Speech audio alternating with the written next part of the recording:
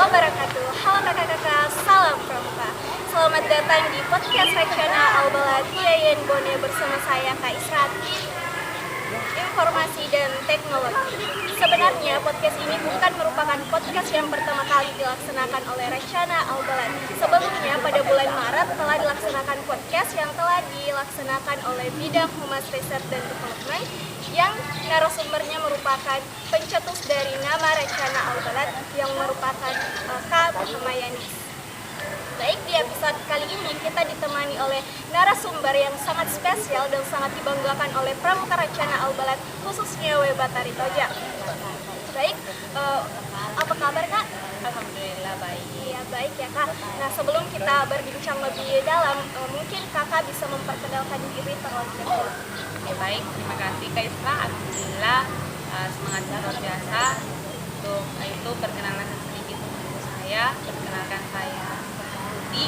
Biasanya kakak-kakak itu manggil saya dengan sebutan Kak Tuti atau Kakak Andi itu saja. Artinya bagaimana nyamannya tergantung mereka ke saya. Saya bertempat tinggal di Patimpeng, khususnya di Desa Madan Rempulu, namun untuk sekarang domisilinya di Medan Diwan Presiden Blok D3. Saya alumni SMA Negeri 19 Bone yang dulunya dikenal dengan SMA Negeri 1 Patimpeng. Mungkin hanya itu perkenalannya Kak. Baik, jadi kakak-kakak sekalian, narasumber kita ini merupakan Ketua Dewan Racana W. Batari Toja. Beliau bernama Kak Hastuti dan biasa dipanggil dengan Kak Tuti. Baik Kak, mungkin sebelum lebih jauh berbicara mengenai Pramuka Racana W. Batari Toja, mengapa sih nama W. Batari Toja ini dijadikan sebagai nama Racana? Oke, baik.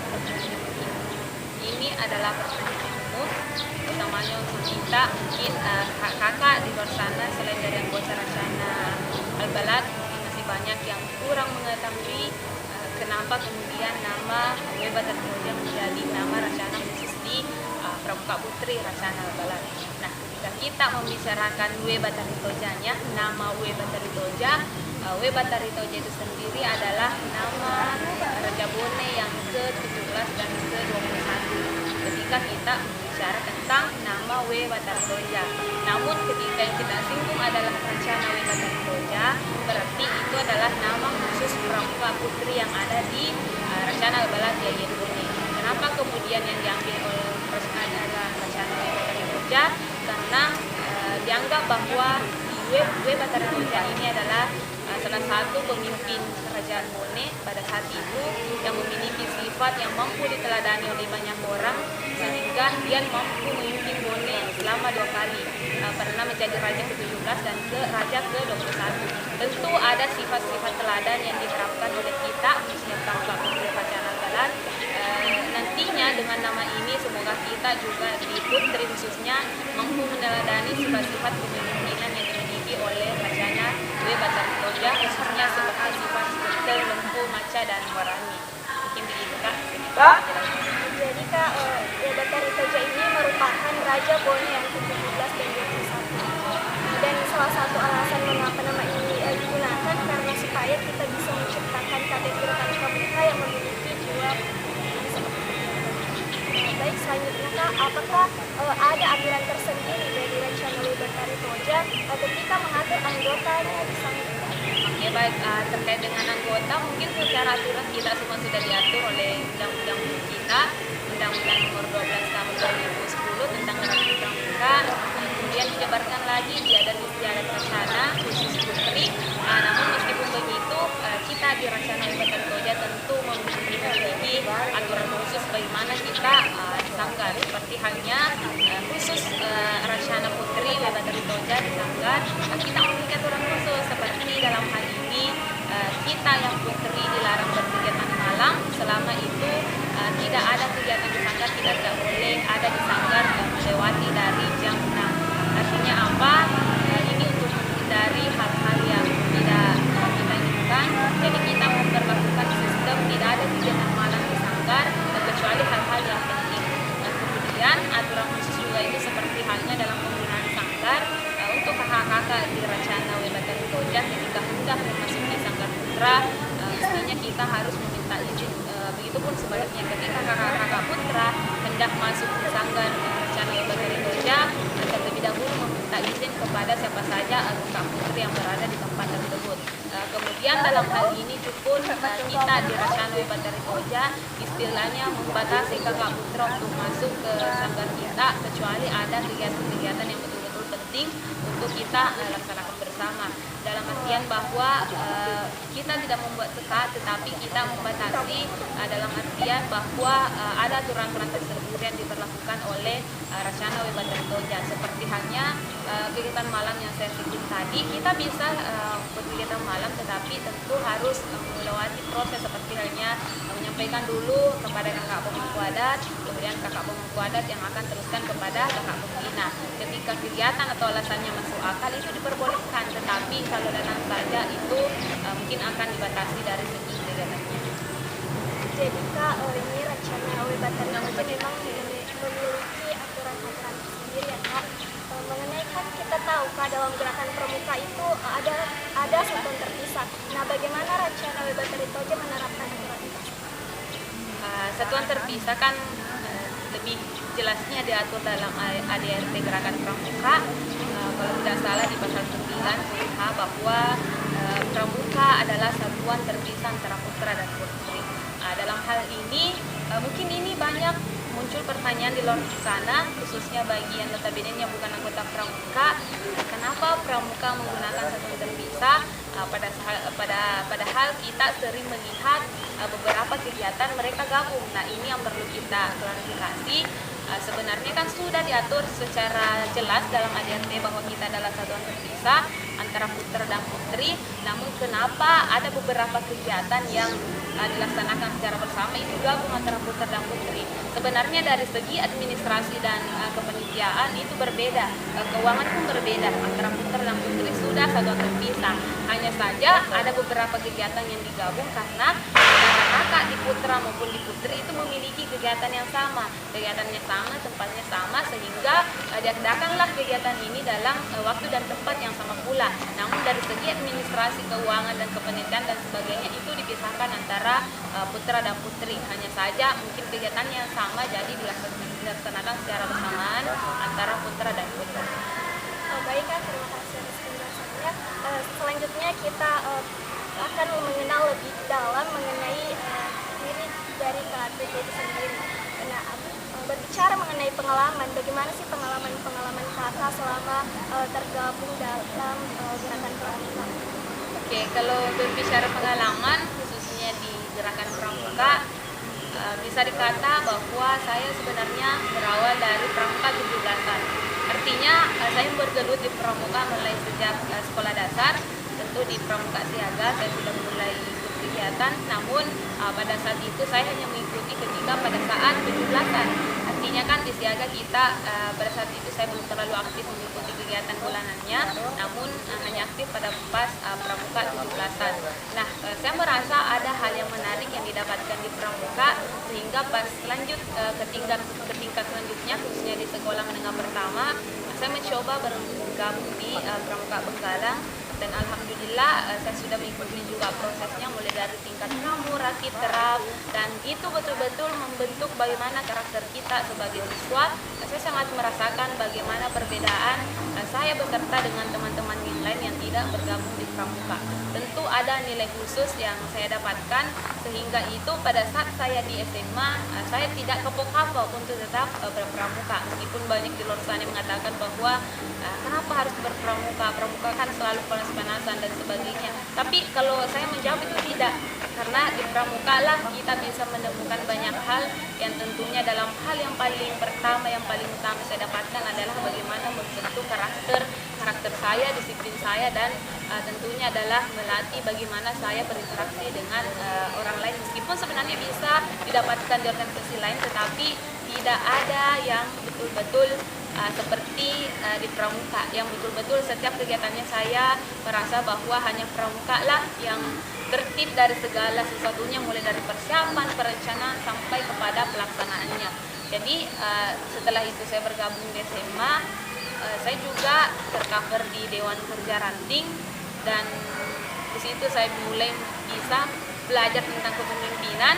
meskipun saya sebelumnya di SMP pernah menjadi ketua, tetapi di SMA saya juga memberanikan diri lagi mencalonkan dan alhamdulillah terpilih kembali. Disitulah saya betul-betul merasakan bahwa pramuka betul-betul membentuk diri saya tentang bagaimana cara memimpin, bagaimana cara berinteraksi dengan kakak-kakak yang lain, bagaimana cara mengatur waktu kita bersama keluarga dan sebagainya, sehingga tidak dipertanyakan lagi ketika selesai SMA saya masuk kuliah khususnya di IAIN Bone, saya masuk kembali di Racana Al-Balad karena bisa dikata bahwa kalau saya mau diberikan pertanyaan mendefinisikan pramuka, saya rasa tidak ada kata yang mampu mewakili bagaimana pramuka kepada saya, artinya telah memberikan banyak hal dalam hal ini.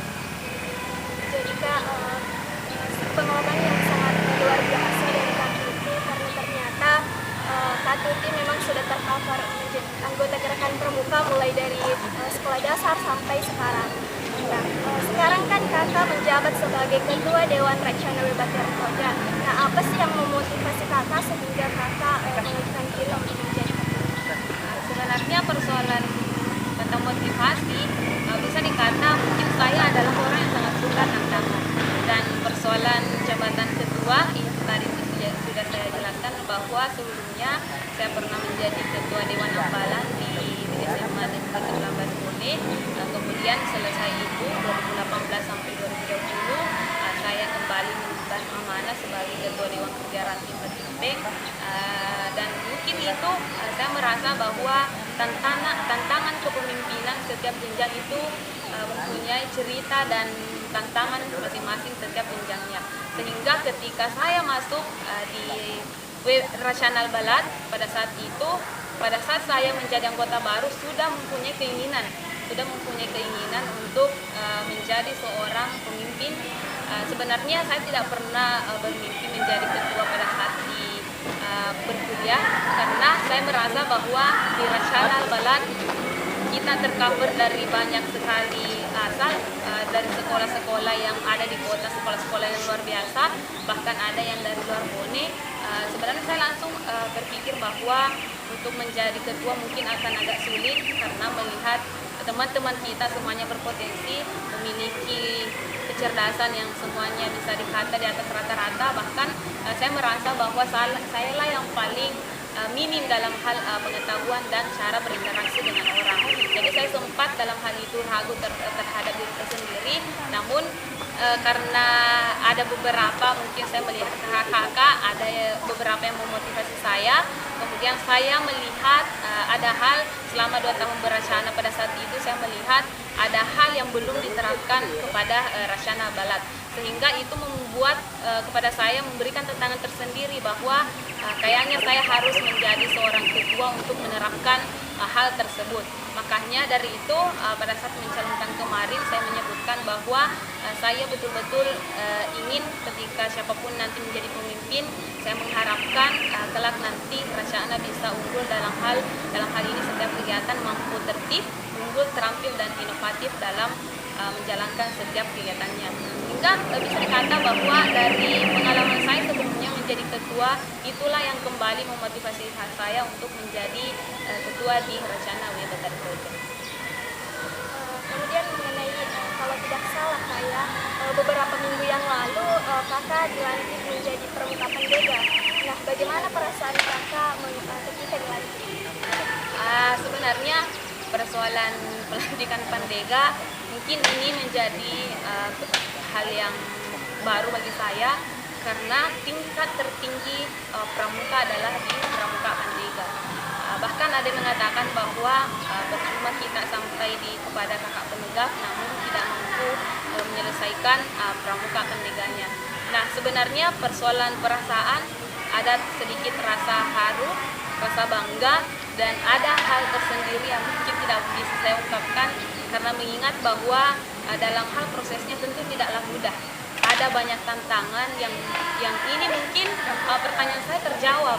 Sebenarnya dari kemarin saya sering bertanya sama diri saya sendiri, entah apa yang membuat kakak-kakak khususnya di Racana perguruan tinggi banyak yang tidak mampu menyelesaikan proses Pandeganya.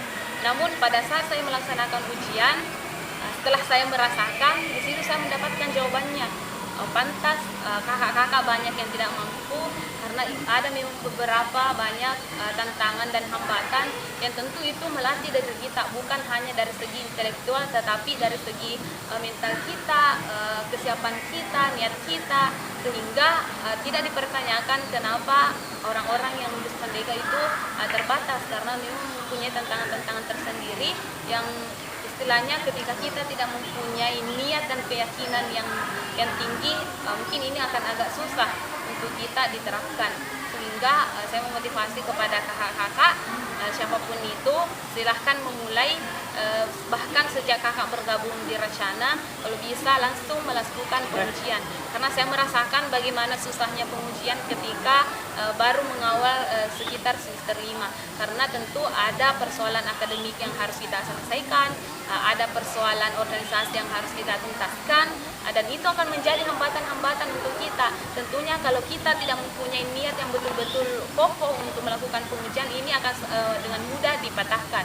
Dan setelah saya menyelesaikan poin tersebut, jauh sebelum hari pelantikan, saya sudah merasakan bahwa alhamdulillah ada perasaan senang tersendiri, mengingat bahwa kalau tidak salah Racana Pandega, khususnya di Racana Albalat, terakhir pada tahun 2014, dan alhamdulillah pada tahun ini kembali ada kakak-kakak yang bisa meraih kembali. Namun tentu itu tidak bisa dijadikan sebagai kepuasan karena ini Pandega bukanlah pencapaian, tetapi awal dari proses kita menggapai tujuan kita menjadi seorang anggota pramuka. Jadi di sini ketika kita ingin melakukan sesuatu dan didasari oleh niat dan kita yakin kita bisa, pasti itu akan terlaksana ya Kak.